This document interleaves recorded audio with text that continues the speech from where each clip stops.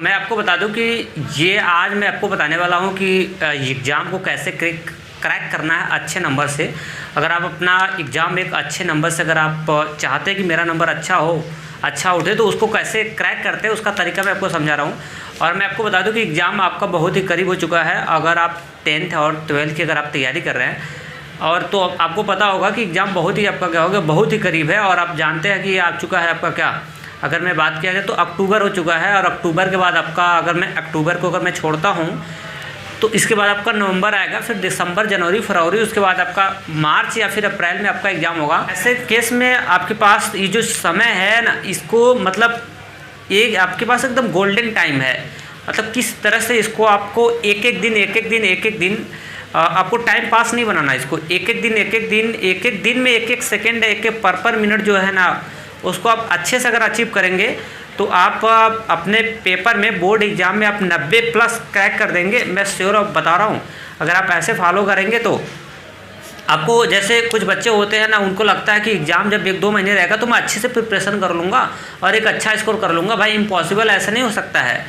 Preparation देखिए, आप सोचते हो क्वेश्चन बैंक से तैयार कर लूँ, उससे तैयार कर लूँ, वो आपके लिए उतना सक्सेस नहीं होता है। सक्सेस सबसे अच्छा, आपका सबसे बेस्ट तरीका है बुक, क्योंकि बुक में पूरा होल नॉलेज होता है। क्वेश्चन बैंक को ये सब सारे के सारे 60 होते हैं। अगर आप बुक अच्छे से तैयार कर लिया तो फिर क्वेश्चन बैंक हो या फिर कोई अदर बैंक हो या फिर कुछ भी, आप उसको अच्छे से अचीव कर सकते हैं।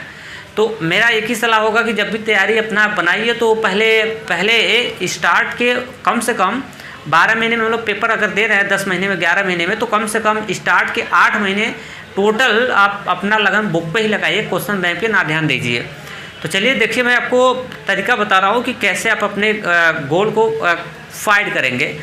तो अगर मैं सब्जेक्ट की बात किया जाए तो आपके पास सब्जेक्ट है कितने, 6। आपको बताऊँ कि आपका पढ़ता है क्या, मैथ। उसके बाद आपका बात करते हैं किसका, हिंदी आती करते हैं हम लोग। तो मैथ हो गया, हिंदी हो गया, आपका इंग्लिश हो गया, और उसके बाद आएगा क्या, साइंस होगा।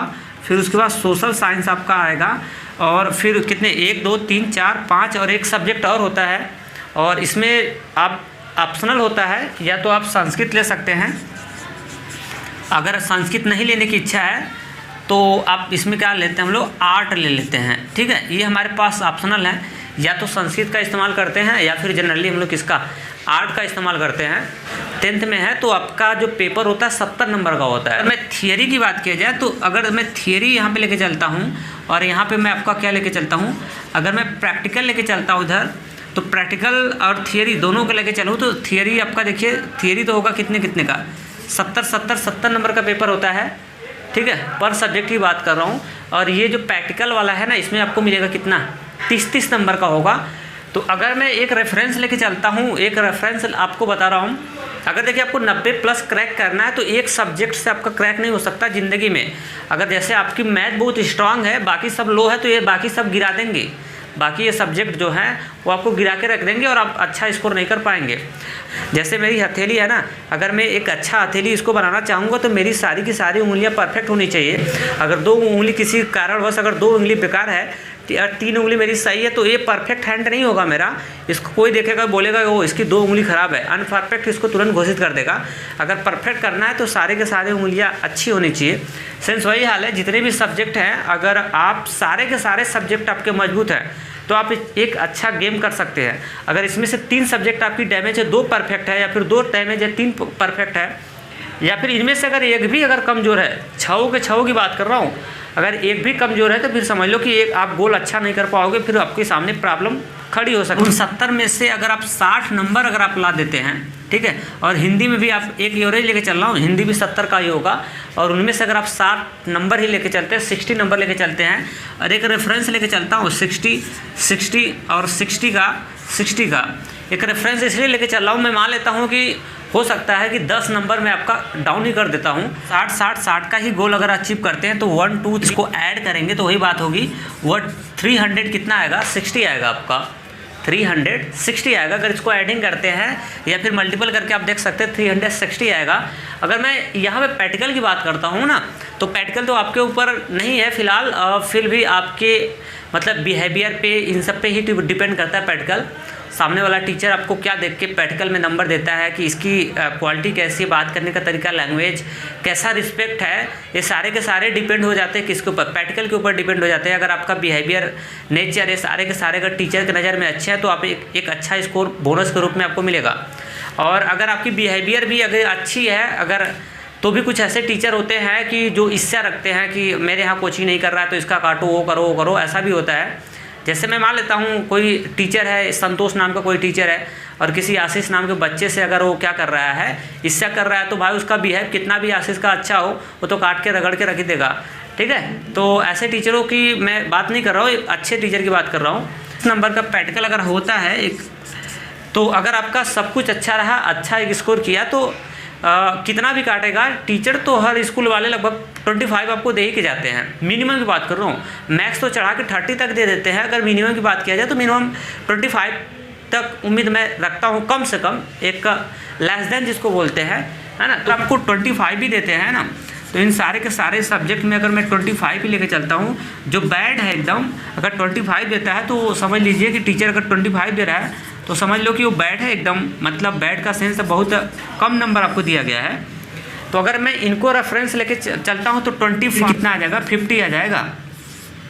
ये कितना आएगा, 150। अगर आप इन तीनों को, अगर दोनों को अगर ऐड करते हैं, तो मैं ऐड करके अगर आपको दिखाऊँ यहाँ से, तो देखिए आप कितना पाते हैं। तो ये 360 हो गया।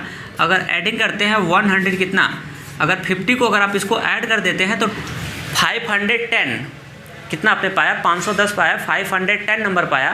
अगर 510 की बात किया जाए और इसका निकाल दूं मैं क्या परसेंटेज, कितने का, 500 अगर 10 का मैं निकाल देता हूं, कितना परसेंटेज अगर आप यहां से निकाल के देखते हैं 85% आएगा आपका। इसको तो बताइएगा कि अगर इस एवरेज से अगर पढ़ाई करते हैं, इस एवरेज से, तो आपका कितना आएगा, 85 तक आप मार्क्स क्या कर सकते हैं, स्कोर कर सकते हैं। और आपके ऊपर देखिए मैं 10-10 नंबर सबका लेस किया हूँ, मैं आपका 10-10 10-10 नंबर सबका लेस किया हूँ। अगर मैं 10-10 नंबर लेस करने का मतलब समझ गया कितना नंबर लेस किया हो, 6 सब्जेक्ट का 10-10 नंबर अगर लेस किया हूँ, तो इसका मतलब हो जाएगा 6 टाइम्स अगर आप 10 करते हैं ना, तो आपका कितना हो जाएगा, 60 नंबर मैंने लेस कर दिया आपका। अब बताओ कि अगर आप 60 नंबर तो लेस नहीं करना चाहिए, है ना। अगर आप अच्छा स्कोर किए हैं तो भाई एग्जाम में आपका बहुत होगा, 30 नंबर आप डाउन कर सकते हैं। लेकिन मैं एक 60 नंबर लेस करके चला हूँ। और इधर देखिए, इधर भी 25, ये भी एवरेज ही बहुत ही क्या है, मैंने लेस ही करके चला हूँ, बहुत ही डाउन करके चला हूँ। अगर आपकी अगर रेफरेंस अच्छा रहा, परफॉर्मेंस अच्छा रहा, तो आपको टीचर 25 नहीं देगा। एक मिनिमम की बात कर रहा हूँ, 28 तो दे ही जाएगा। कितना, 28 अगर ही हो जाता है तो 28 के हिसाब से देखेंगे, और 28 168 आएगा। कितना, 168। मैंने क्या कर दिया, मैंने ये कर दिया कि जो आपने 25 ऐड किया था, मैं उसको 28 ऐड कर दिया। मैंने कितना, 360 पाया। अगर मैं उसमें 300 किसमें 60 में अगर मैं 168 अगर आप ऐड कर देंगे तो आपका आएगा 520, कितना आएगा, 8 आएगा। और यहाँ पे कितना आता है, 510 आया, 528 आया। और इसका अगर परसेंटेज अगर आप निकालते हैं 500 कितना, 528 डिवाइड बाई अगर हम करते हैं 600 से और मल्टीपल बाई कितना 100, अगर परसेंटेज आ जाएगा 88% आ गया। देखा ना, लेके गया कि नहीं, आपका 90 आने वाला है, 90 प्लस हो जाएगा। कैसे 90 प्लस होने का, देखिए अब आपके पास एक ही ऑप्शन है 90 प्लस करने का। आपके पास बचे कितने, 2% बचा हुआ है इसमें। अगर 90 प्लस करना है तो मैं 3% अगर लेके चलता हूँ, तो 3% का मतलब समझ क्या नंबर हुआ, 3% का मतलब हुआ 18 नंबर हुआ। 80 कितना हुआ, 88 पहुँच गया है। अगर आपको 3% लाना है, 3 का मतलब 3% अगर आपको लाना है, तो 1% का 6 नंबर का होता है 1%, तो यानी 18 मार्क्स और लाना पड़ेगा। और वो 18 मार्क्स आप कहाँ से अचीव कर सकते हैं, ये आपके पास तरीके हैं। जो एक कम मैं एवरेज लेके चला हूँ 60 का, इसमें से आप 18 मार्क्स अपना क्या कर सकते हैं, निकाल सकते हैं। 18 मार्क्स निकालो, या फिर अगर 18 से ज़्यादा निकाल लेते हैं, ठीक है, अगर 18 से ज़्यादा निकाल लेते हैं, अगर 30, 35, 60 कितना मैं यहाँ पे कितना बचा हुआ आपका 60 नंबर है।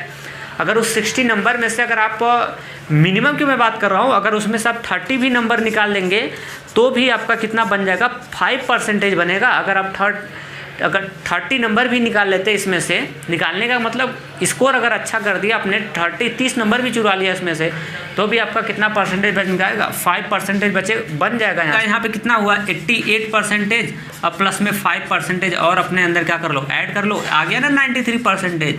तो देखा कितना आया, 90 प्लस हो गया कि नहीं हो गया।